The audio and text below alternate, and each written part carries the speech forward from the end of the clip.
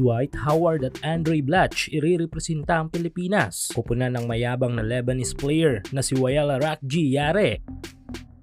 Maliban sa FIBA Asia Cup at FIBA OQT ay may isa pang malaking basketball event na kakaabangan ng mga Filipino basketball fans ngayong pagsisimula ng 2024. Ito nga yung tao ng basketball tournament sa Dubai, ang 33rd Dubai International Basketball Championship. Hindi rin biro ang mga kupunang kasali sa 2 weeks tournament na ito dahil maliban sa mga kupunan ay marami ding mga bigating manlalaro at mga import na talagang dumadayo dito o kinukuha ng mga teams. Para lang sa mga hindi pa nakakaalam ay ang representative na kupunan natin dito yung Strong Group. Yes, ito noon ang Mighty Sports Philippines. Meron tayong magandang reputasyon sa basketball event na ito with Coach Charles Chu dahil ilang kampyonato na din ang ating naiuwi dito. Pero this year ay malaking challenge para kay Coach Charles at sa squad na mabubuo nito dahil sa hindi magandang outcome last year ng ating kampanya dito sa DIBC. Kung kaya't need nating makaresback upang maibalik sa ating bansa ang kampyonato dahil dito ay tila seryoso talagang makabawi ang Strong Group. Kung kaya't kumuha na mga ito ng mga masasabi nating bigating mga reinforcement. Props sa mga former NBA players imports ng Strong Group Philippines last year na sina Balkman, Muhammad at Nick Young. Pero mas magiging mabigat ang mga imports ngayong taon. Ito nga ay sina former NBA player at pero bago yan ay tuloy-tuloy pa rin ang pamimigay ng up to 6,000 pesos bonus ng legit betting site sa mundo na 1xBet sa inyong first deposit. Dito ay pwede kayong tumaya sa mga iba't ibang sports specialist sa basketball. Pwede na rin kayong tumaya sa mga paborito nyong team sa NBA o PBA. Maliban dyan ay marami pa silang mga casino games na tiyak na magugustuhan nyo. I-click lang ang link sa ating pinned comment at ilagay lang ang ating promo code na HOOPS1X para makakuha kayo ng bonus. At easy to withdraw and deposit dito gamit lang ang GCash o bank transfer. Kaya tumaya na at manalo sa 1xBet.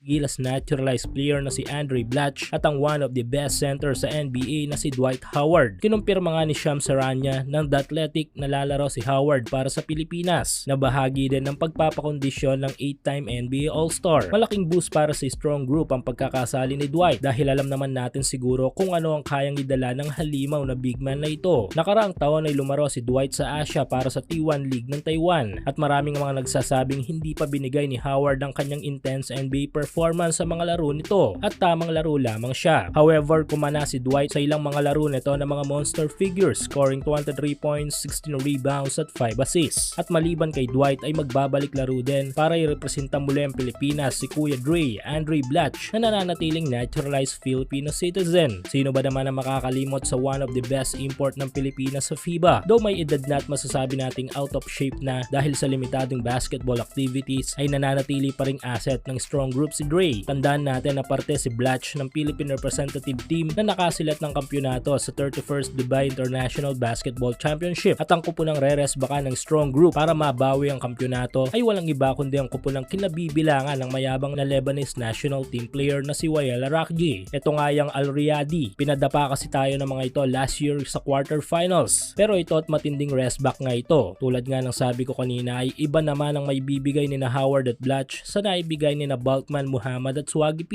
Maliban kay Howard at Blatch ay may isang import pa at mga locals na kakaabangan sa lineup ng Strong Group para sa 33rd Dubai International Championship na inyong aabangan dito lang sa ating channel.